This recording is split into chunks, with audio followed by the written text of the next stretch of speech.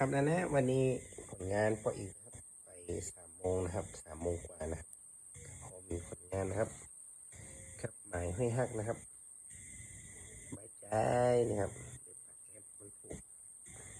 เบะเบะเบะปลาสร้อยปลาขาว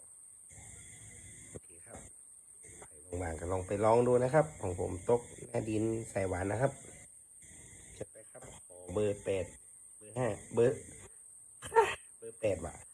0.8กับเบอร์ 0.5นะครับประมาณนี้ครับใส่หวานครับ